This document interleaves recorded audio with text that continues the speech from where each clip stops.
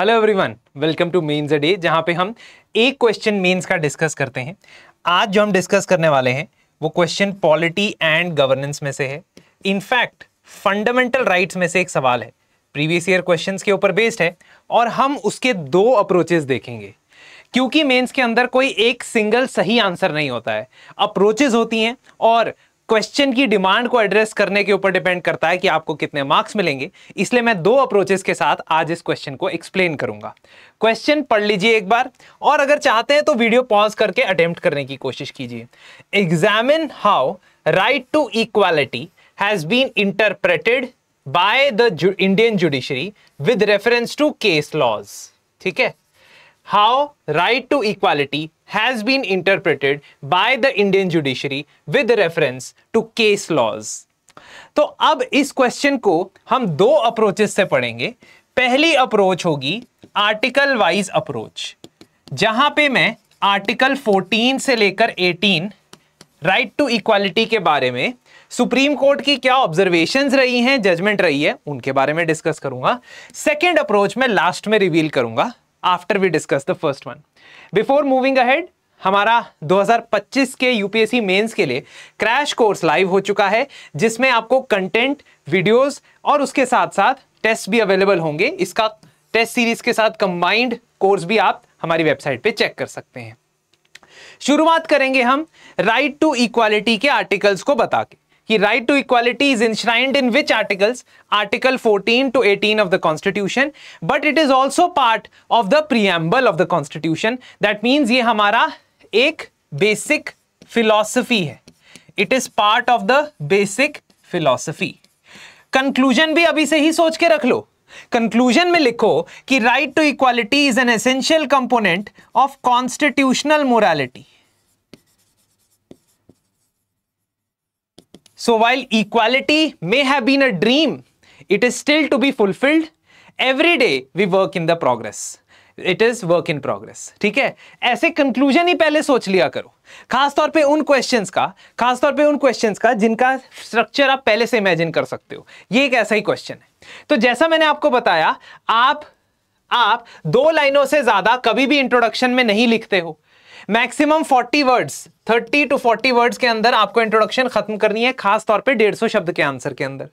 तो अब आप नेक्स्ट क्या बताओगे? नेक्स्ट बताओगे कि सर हम आर्टिकल वाइज प्रोसीड करते हैं और आर्टिकल 14, 15, 16, 17, 18 को सुप्रीम कोर्ट ने किस जजमेंट से कैसे इंटरप्रेट किया है उसको बताते हैं। इस अप्रोच का एडवांटेज तब है जब आपको बहुत सारी जजमेंट्स आती हो। ठीक है, इस अप्रोच का एडवांटेज तब है जब आपको बहुत सारी जजमेंट्स आती हो। जैसे आर्टिकल 14 के कॉन्टेक्स्ट में, that is the equality before law and equal protection law के कॉन्टेक्स्ट में, आप 2 से 3 जजमेंट्स को कोट कर पाओ, तभी ये अप्रोच चलेगी। EP Royappa versus state of Tamil Nadu में फर्स्ट टाइम ये कहा गया कि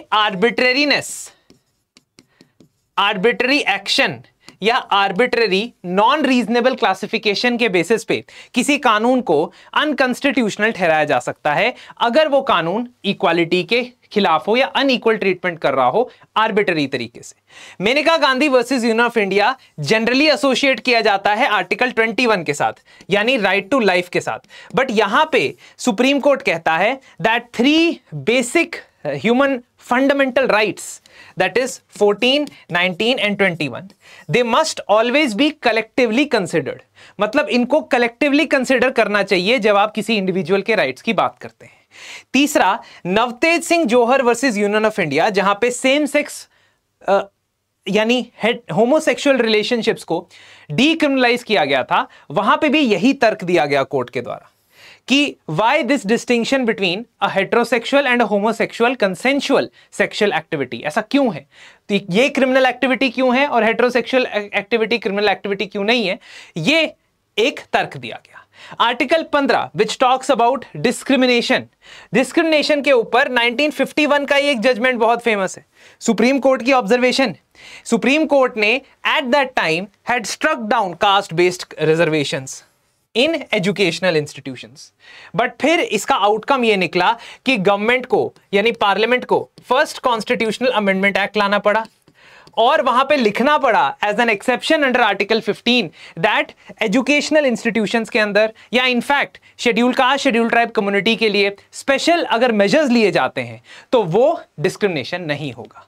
You can then move on to Article 16 equality of opportunity, जहां पे आप बात कर सकते हो किसी भी इनमें से किसी भी जजमेंट की, इंदिरा साहनी केस की, Ashok Kumar Thakur versus Union of India case की जहां पे OBC reservation in higher education institutions को बैक किया गया, या B K Pavitra versus Union of India case की जहां पे रिजर्वेशन इन प्रमोशन और कॉन्सिक्वेंशियल सीनियरिटी के प्रिंसिपल के बेसिस पे जो कर्नाटका के अंदर रिजर्वेशन रूल्स लाए गए थे उनको वैलिड ठहराया गया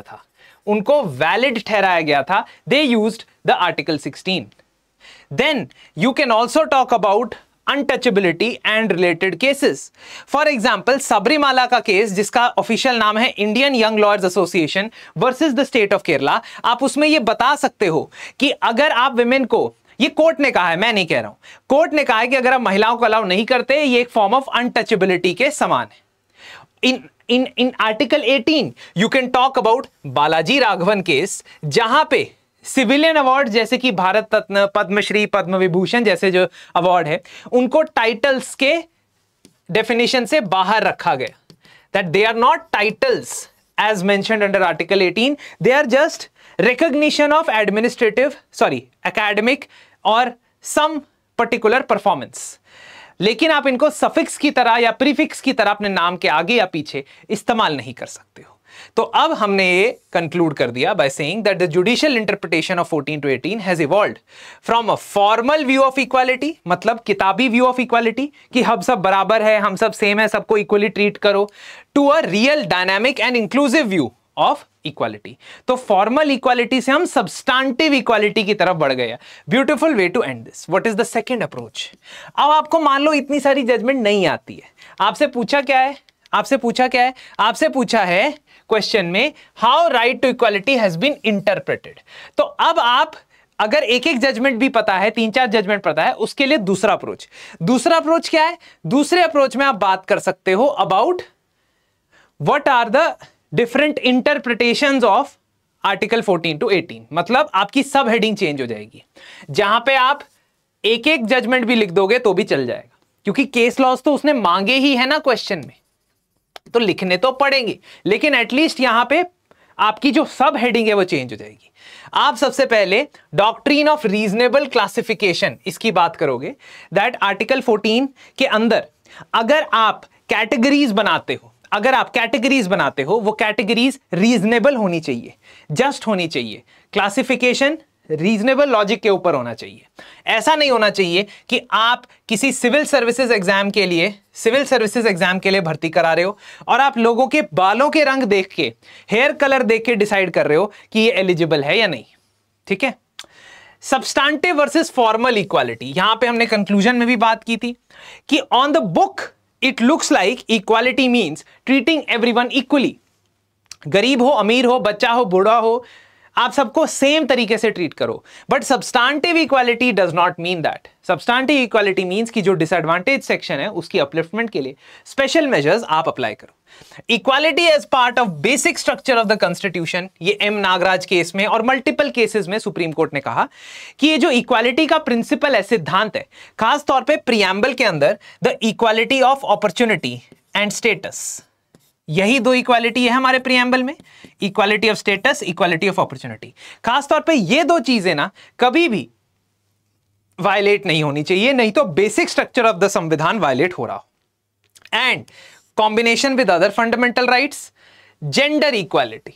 so now you have given perspectives of equality. अब आप पर्सपेक्टिव को सब हेडिंग बनाओगे। दोनों अप्रोचेस सही हैं। अगर आप 2026 के लिए आंसर राइटिंग को स्टेप बाय स्टेप सीखना चाहते हैं और डेली बेसिस पे आप इंप्रूवमेंट्स अपने आंसर राइटिंग में करना चाहते हैं, 1:1 मेंटोरशिप चाहते हैं, तो हम आपके लिए 100 days answer writing boot camp लेके आए हैं। तो आप इसके अंदर एनरोल करना चाहें तो इस नंबर पे जरूर संपर्क करें। यहां पे आपको डेली क्वेश्चंस दिए जाएंगे और at the end of a particular segment आपसे लाइव डिस्कशन भी होगा और 1:1 मेंटोरशिप हैंड होल्डिंग मैं वहां पे पर्सनली प्रोवाइड करूंगा। लास्टली, अगर 2025 के लिए आप अटेम्प्ट दे रहे हैं तो टेस्ट सीरीज के बिना काम चलने नहीं वाला है, लेकिन आपको एक लिमिटेड नंबर ऑफ टेस्ट में मैक्सिमम कवरेज और बेस्ट फीडबैक प्रोवाइड किया जाए, ये भी जरूरी है। इसके लिए हमारी टेस्ट सीरीज है 2025 के लिए। मिलते हैं अगले सेशन में एक और क्वेश्चन के साथ, तब तक के लिए धन्यवाद।